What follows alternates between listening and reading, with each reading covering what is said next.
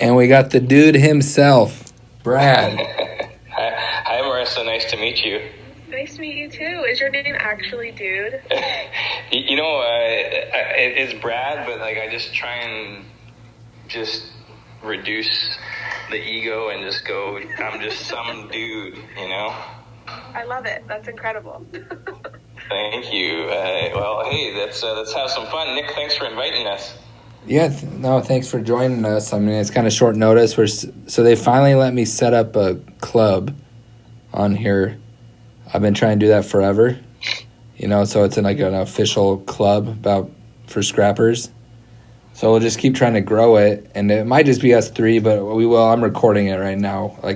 Even if it's just us three, we'll post it to YouTube and everything else later. So, basically, I kind of want to just go into marketing and how things have changed, rapidly the last few years. And Marissa is on our team, Brad. She's the one behind the scenes that make everything work, makes everything look awesome. She does our website design. She's just very talented. I'll let her speak for herself. Give us a real quick background on you, Marissa. Yeah, so I graduated from Boise State in 2018, and my major was marketing-ish. I did a lot of side gigs, and almost all my jobs I was able to kind of squeeze in a marketing side gig while I was doing front desk work or anything like that, internships. So I kind of just really grew to love just connecting consumers and volunteers and things like that to brands and to the missions of companies. So from there, it kind of just was a jump off. But I worked for United Metals as the front desk girl for a couple years, ending college and then my first year as post-grad. And I kind of begged them to let me do marketing, so they let me step into that role, which was really cool. And I was able to teach myself graphic design and a lot of the Adobe suite softwares, and then made my own website for my own personal portfolio, and then kind of started just playing around in those corners of the internet and kind of pretty much self-taught. And that's something I'm still... Go ahead, Brad. Sorry, I was just going to say, what is, for websites, what is your preferred method? Are you, a WordPress person, or what do you like? Oh, gosh. I can do, WordPress blogs. That's about as far as that goes. But, no, WordPress websites are kind of give me a headache. I do a lot of Wix and then Squarespace, which is the cheating version, I feel like, but it's still very tedious, so. And to go back real quick, that's where I'm still kind of kicking myself for us not to recognize Marissa's talent while she was here for a few years, not helping on marketing at all, and right under our noses we had this person that just had a real good natural talent for it, And that's just, sometimes you just got to look right. Sometimes you got to look just right in front of you to find what you need, And I literally saw a post on her that she was back in town. So we had lunch, and I said, hey, do you want to come back and actually work with our marketing team? And we were glad to have her back. So that's such a cool story. So I mean, how did you feel about the scrap metal business, Marissa? Oh, well, I will never forget. It's the first week I started as the front desk girl, they had me do a tour of the yard, because I didn't know what I was doing. I wanted a job that was close to home, and I liked front desk work, so I was like, cool, this works. And I was in the back scale office, and Nick looks me dead in the eyes and goes, why did you apply to a scrap yard?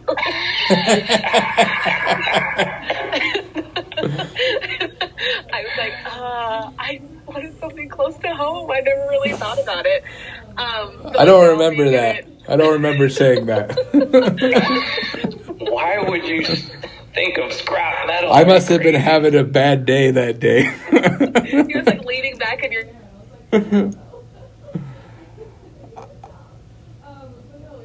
I think we lost you.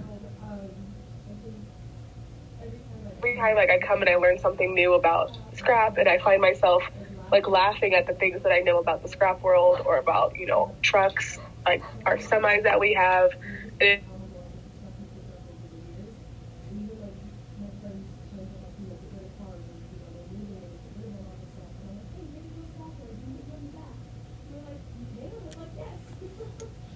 Marissa, can you hear us? We kind of lost you there. Can you guys hear me?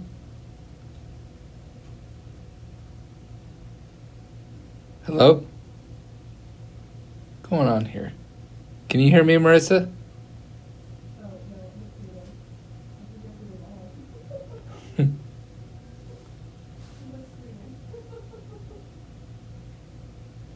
Wait, I think Kick we... Nick out of this meeting, so Marissa, it's just me and you. Oh, wait, I'm back. That was weird. I lost both of you for a second. I just blacked out for a few seconds. I'm back. He's been drinking. Yeah, it's Friday, man. Awesome. Well, you, Brad, is being so involved in creating the Scrap University and also having your own Detroit Scrap. How are you guys changing your marketing in the last 5 years? What are you guys doing new?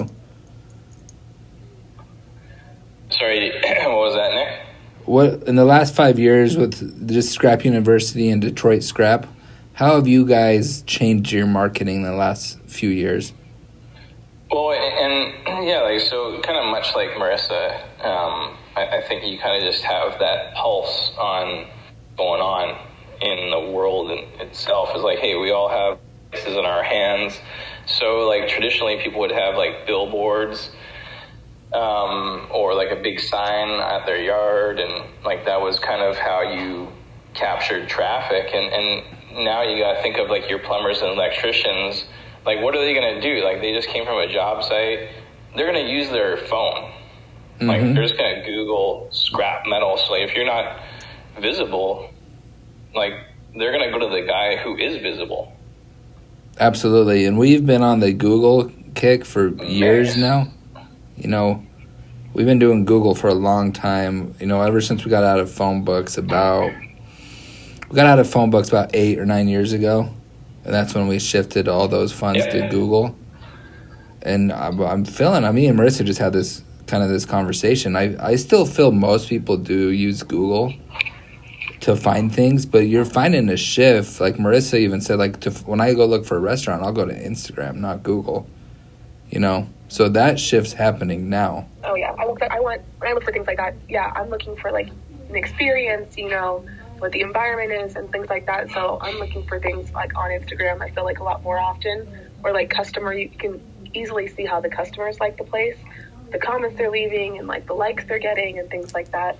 So, you know, I use Google obviously for things like, like the nearest gas station or, you know, whatever. But if I'm looking for something specific in a place I want to spend my money, I'm looking on Instagram or Twitter. So yeah, it's kind of like Nick, I guess. It looks to be kind of like, you know, people are looking at digital landscape to find services, right? And so the scrap business is like, yeah, people are going to search for scrap metal Boise, you know, and you guys are indexing first. Mm-hmm. So it's like, and the cool thing about your social channels is that social will usually go to the top. Obviously, you guys are running AdWords with Google, so you're going to show up with your AdWords first, then your social, then your website, and then articles too, you know, like, so it really comes down to, like, a lot of people kind of, if you see what people are putting on, like, LinkedIn and stuff like that, you know, I just like to caution about trying to be too self-serving. Is you need to have a mix of quality content and marketing your business. Like, it can't 100% be your business. Like, we give you top dollar, you know? You gotta go, you know, hey, did you know that by recycling, you know, like, give some information, you know. We on ours, and you'll notice it, we never really try to ask for the business. We just try to share what we do, and then we figure the other stuff will just follow. You know, obviously we're doing it for a reason, to get out there. And I think, and to kind of go back to the search points, like, you're exactly right. Like, you know, you're always going to have those top ads, and some people click on them, some people skip them to get to the organic stuff. And the organic stuff, you're seeing more and more, like, the social feeds pop up there. So is SEO as important as it was 5 years ago? I don't think so. I think SEO is getting replaced by social media content. Like I think there's a shift like happening right now on the SEO side, 100%, dude. Like, so what does that even mean? Why is social, gaining so much speed? It's because of the sheer mass of content. And like, so really it's like, you got to have content. Mm-hmm.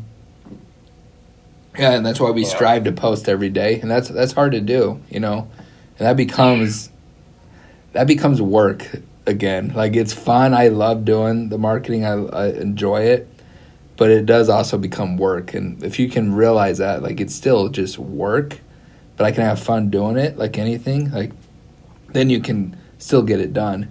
Because the people I've seen and people fell at it when they think it's just going to be fun, and have fun with it. But when they just think it's going to be fun, like, oh yeah, I could do Instagram, like, okay, but can you do it every day for 365 days? Like, I don't know. That's when, like, it's not as fun. But you just got to find the balance, I love when people come and ask me stuff. They're like, oh, hey, like, I think I want to do this as, like, a side gig. I just want to do only social media, and I want to post things. And it's pretty easy, right? I'm like, I kind of have a hard time, like, not laughing in their face. Because obviously it sounds stupid. Like, yeah, I post on Instagram for a living, But it's just so much more than that. There's engagement, there's content, there's, times are appropriate to post and, hashtags and, it's all encompassing. And then you add on 3-4 different platforms and that's a full-time job. Do you, it is. Yeah. Brad, do you do any traditional marketing still? So, like, here's one of the things, Nick, is that, like, I feel that a lot of scrap companies miss. Okay, like, how many roll-off bins do you have all over the place? Like, just give me a rough number of roll-off bins that you have. 1,000. So. 1,000 roll-off bins. And so what I do is I get a 8.5 or 8 by 10, not even a half-inch thick. It's like maybe like 3/16 thick sheet of steel, and I put it on both sides of the bin, and I get a really cool sticker that goes on top of it. So you basically have dual side advertising. So like your roll-off bins are now turning into billboards. Yes, I love that because we have, especially our trailers, we get those logoed out really cool now. We have, we spend an extra couple $1,000 per trailer to make them look really cool with our logo and our website and our phone number. Because I got a mobile billboard, and the bins, we have a nice stencil for that, but that's something we've talked about is like making that better because a lot of them are beat up and old and. Well, and so like the sheet of steel actually serves a purpose because like most folks will try and run it between the ribs of the bin, and it just kind of looks hokey. Yeah. And so when you get that clean sheet of steel and you weld it, you just tack weld it on there. Mm-hmm. Then you can put your sticker on there, and if it gets banged up or scratched, pull it off, slap a new one on there, and then your sticker has like United Metals, we buy scrap metal, whatever other messaging you want to put on their website, join us on Clubhouse, whatever. So like if you have 1,000 of those bins, you're going to be front of mind for anybody that sees them. So one of our, on the traditional level, we're out of phone books, we're out of like print media. We're not running any ads on radio or TV. However, something that we still find success in is billboards. So we run, I think we have 7 billboards. Wow. But they're all in really cheap places. Like really like I got one in Burns. I'm running billboards that are like under $300 a month, you know? Wow. I'm not gonna run a billboard that costs $3,000, $2,000, whatever it costs here in Boise. Like, it's pretty crazy how much it is per month in Boise. But to run one in Burns, Idaho, or Burns, Oregon, it's like $225 a month. And that's one to kind of get those farmers way out there that there's no scrapyard out there. The closest yard to them is either go to Baker City, which we have a yard at, or Payette, which is a little bit more, makes more sense for them to go to Payette. So we've had a lot of success in that. So even though we're like all in for the social side, for, digital marketing, but I still think there's a fit for some traditional marketing, and even like maybe the right TV ad, the right radio ad. Like, I think there's still a home for that. Obviously, most of your money needs to be online, but. Well, and like another point, Nick, is so what I used to do is go into like electrical supply stores, plumbing stores, like basically like all of like the wholesalers, and I would do up like a kind of like a postcard size thing that says United Metals, and you flip it over and it has some information on the back, maybe your map, where you're located, because those dudes are sitting there waiting for their parts, and they're like, oh, what's this? And it's like right on the counter at the order desk, and so like, maybe you kick them back a couple bucks, but you're hitting your target market. Yeah, we used to do that, but I mean, that's probably something we've kind of got away from, but we could always revisit. So, I like to always kind of keep our options open and just see what's out there. Like, eventually everyone, all the scrap companies in our area will get all in and get on social, get on there, and then at that point, like, you might be the unique one to run a radio ad again, and then you kind of always got to just kind of be looking ahead, but by far 90% of your money for the marketing budget should be online. So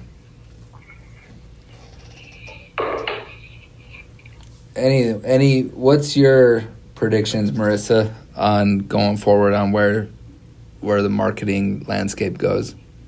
Oh gosh, I think a lot of it is like, I don't think anyone should be paying for SEO anymore. Truly, I think it's all word of mouth these days. It's all social media. Truly word of mouth is like the biggest thing. I mean, anything can go viral within an hour these days. And I just don't see, unless like, organic SEO that you're doing like in-house stuff, I think that's fine. That's normal. I just don't see why people are paying for like SEO services. Because it's expensive. Like, it's so expensive. It's crazy. Like, and then you have to find the right company that's going to give you the right analytics to show that it's worth it, and then decide, am I paying, thousands of dollars for 2 leads? Is this really worth it? And that said, Marissa, so like you're almost kind of advocating that, most companies should have someone like you, I think is kind of, where the future is going, I think. We at Scrap University, we have a social media fantastic artist, Absolutely. I mean, I was just I do like marketing courses on my own time. And I did one this past fall, and there was 15 other girls in the class with me, and this girl was teaching 3 classes a day, and they're 6-week-long courses. And from there, everyone has 3 to 4 clients that they work with, and they could be small businesses, they could be local franchises. I mean, there is no end to the amount of work that these girls are putting in, and it's amazing to me. I'm like, oh, there has to come to an end at some point. Whereas, no, it won't. It will never come to an end. Almost every business, once it gets to a certain point, needs someone doing that stuff on the back end, because, the owner needs to be with customers, creating product, all that kind of stuff. So being able to pass that buck off to someone else who knows what they're doing is going to save you so much time in the long run. And like you were saying, it's not easy. It's not an easy thing. And like, now I'm just curious, about your opinion on, okay, so do you let the social media person handle it, or do the business owners, like, where do the business owners fit? Yeah, I think finding, this is the thing with social media managers, you're going to find some that think that they know it all and they want to run it all, but you're the owner, you know what I mean? It's your business, it's your baby. You need to have a talk with them and let them know, like, this is the content I'm looking for, this is the look I'm going for, this is the customer I'm trying to attract. If they can't follow those 3 simple things, then you need to find a new social media manager. Because in the end, it's your baby. Don't get me wrong, they should be able to correct you if they think that you're not doing something, if they think that your idea is not going to be the best for your business, but at no point should they be taking over entirely. I think most businesses that I've worked with, anytime I create anything, they want to make sure that it looks right. They want to make sure the dates are right. It's just that extra little bit of, this is look like my business. And I think that's completely understandable. And I think we have a good balance where we'll kind of ping ideas off each other. Like I know the scrap game pretty well, so I can be like, hey, I think it should be like this and this. But sometimes sometimes I'll get a wild hair up my ass and like make some content myself, and Marissa will call me and yell at me. She's like, here, I fixed it. Can you repost this? And I'm like, well, I just got excited. I had to make it, and that's where, like, everyone can take constructive criticism. Yeah, but I think where people kind of, and this is something we're trying to get better at, like on the social side, like we have a bunch of companies that we make the content for. We make it for our pipe company, we make it for our converter company, we make it for all of it. Like the person posting it, I post most of it, but Marissa and Brady make 99% of it. And the person that's on there, though, like, I'm responding to comments and questions all the time. That's where it gets tricky. You got to have people that are willing to, that know how to answer it, be able to respond, like to answer a scrap question. And that's what I was gonna say is like Marissa is like, how do you get that authenticity? Yeah, so that's a little tricky. If you're not well versed in the industry that you're marketing. For instance, like I did digital marketing way back with Special Olympics Idaho, but I was also a volunteer. I was also working in the office. I could answer those questions just as well as a coach could. You know what I mean? So the engagement on that stuff was completely authentic in the fact that I knew exactly what I was talking about. But with the scrap game, I have 0% idea of what's happening 80% of the time. So if there's anything getting posted, I'll screenshot it and go, "Hey Nick, I don't know how to answer this," or So I think this is actually a very interesting point, though. I've never worked for anyone that's never made me post the content as well. So I've always created, posted it, engaged with it. This is the first time I've just created content and then handed it off. So I think this is very interesting, but it works well because I'm handing it off to the person that actually knows what they're talking about. And I think that's that authenticity that you get. Because I think it cuts out a huge step for him to not have to create anything, and he can just post it. Because before we got some people hired on, I was doing all of it, and I was going kind of crazy, And I was like, I need some help. And just the content, I can go find our folder, and I can go pull up a folder, and they have all this content in there, and I'll go in there. And sometimes I'll have to be like, hey, I need this changed a little because it doesn't quite make sense, But usually it's all spot on, and that's where just working together, everyone kind of learns more about the industry, more about our brand, and we just make it work. And I think I think that's where it's important for some type of manager or owner to be involved with the social aspect so they can answer those questions. So then when your customer reaches out, they're, once they realize it was maybe,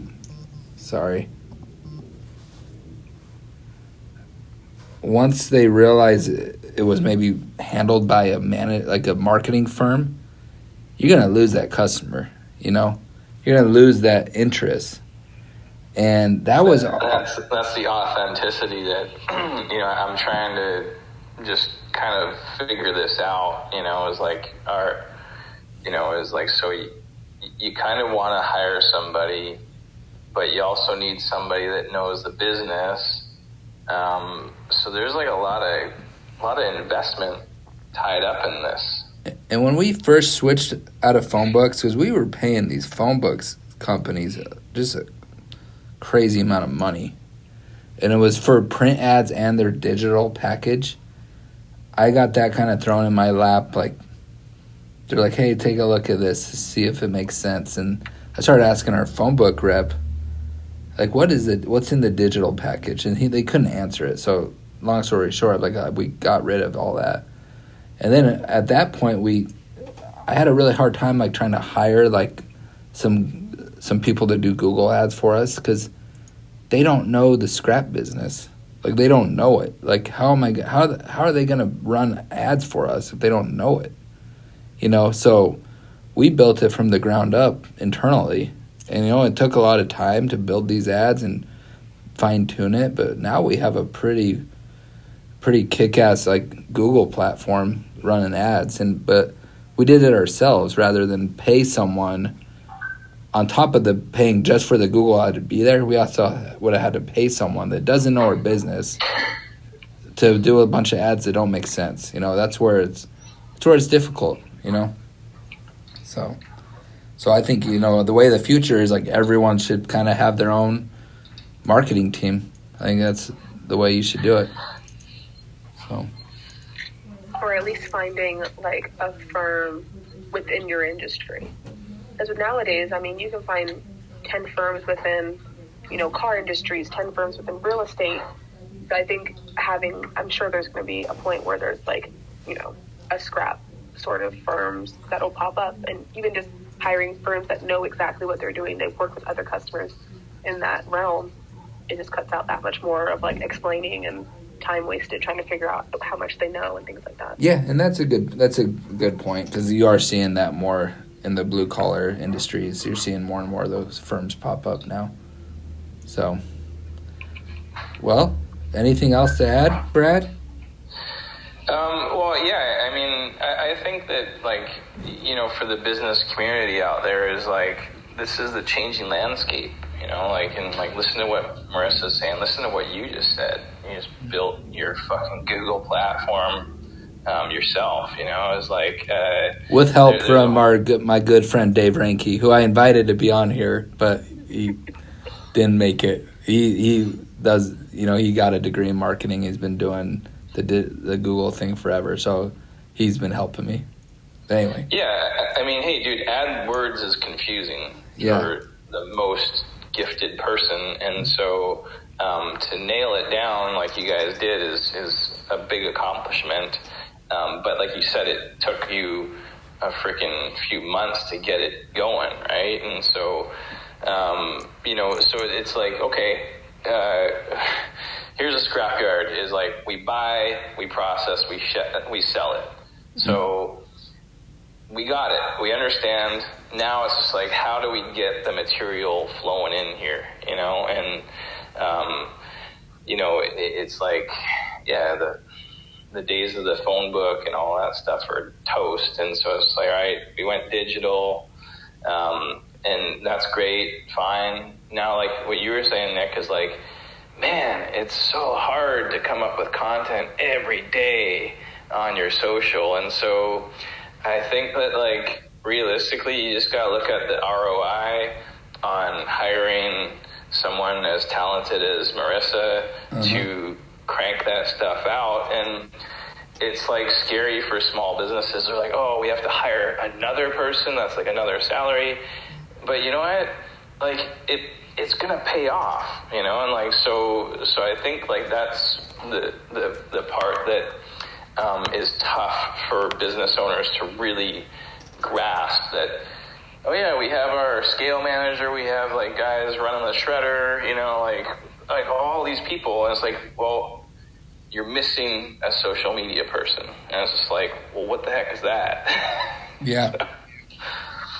Yeah, so, you gotta build it into your budget. I mean, it's an important piece to keep the business coming in, you know. And your marketing is only as good as your business actually is. Like, you can have the best marketing in the world, but if your business can't function properly, like, what's the point, you know? It just exposes how good you really are, in my opinion, you know. So it's all encompassing, right? It's like, so like it really like is like you build your team that are, you know, I know that you guys talk about hustlers all the time, and you want a team of hustlers out there, and so when everyone's proud of what they're doing and they see it out in the public too, like, you know, like you're posting, you know, videos, you're teaching people about the scrap business, all of a sudden your employees are like tapped into that, and it kind of energizes them. So it's kind of funny that the social media thing isn't just for customers. It's like for the culture. Yeah. Yep, absolutely. And that's something we haven't even touched on. Like, I think it's just as important to get new employees, retain your current employees. Like, it just is, and that's something like that a lot of people don't even think of either. Like, so even your marketing, you know, that could help your employee retention, you know, so. Oh, absolutely. I mean, even just like using pictures that like employees have taken out on the yard or on, you know, road trips or, you know, hauling trips or whatever. It's just kind of cool. They're like, oh, hey, like, you used my stuff. That's really cool. And I'm like, yeah, it's a good shot. I think they're excited, and then they share it on their platforms because, you know, it's something that they took, and they're proud of that. And it's really cool seeing like that full circle. And that's one thing and I've shared this to anyone that wants to try to duplicate it. One thing that's been really successful for us is we do at our company party, we give out $500 to the best picture of the year, because we have everyone send them in to this email and also share them to an Apple shared folder. So that's a way we get all this raw. Everyone's got a badass camera in their pocket nowadays. Like, when you see something cool, like, take a picture and send it in, and then we get the content. So all our stuff's taken by employees actually working, like, in that area, which is even cooler, you know, in my book. So. And yeah, I just think it's so cool. Like, so I'll look at like the United posts, and like Brett will put up, you know, pictures of trucks and stuff like that. And I'm like, now, like, because I'm like, okay, who took that picture? And you're like, no, it's our employees. And like, so look at how this thing's kind of changing, like, the people in your business. They're now marketing agents. Like, they're like, they might be like, you know, working at your baler, baling freaking copper all day, but when at home, you know, they're like, oh, I want to post this cool picture. And it's like, what is happening here, you know? Yeah, and that's something too. Like, a lot of our employees do post the pictures on their own, you know, their own Instagrams and stuff of like work pictures, and that's really cool to see, you know. So.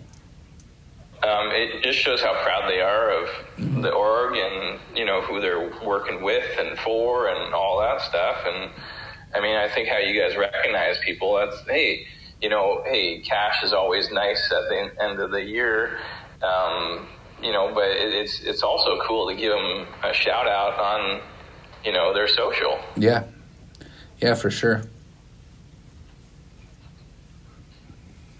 Well, I think I might wrap it up unless you guys want to add anything. I have nothing. Marissa's tapped out. No, you guys were enjoying a great conversation, and I just stepped back for a second. All right, well, we'll do this again, and it'll be a new topic, but, you know, we'll keep trying to grow this thing. I'll try to do better about putting it out there a little earlier to get more people involved. I appreciate the 1 hour notice there. Hey, that's a really good heads up for him. Yeah, see, I just kind of flying at the seat of my pants. So, well, Nick, you know what? Like, this is a cool thing. I think I was kind of laughing at Clubhouse a little bit, just kind of saying like it's just a conference call.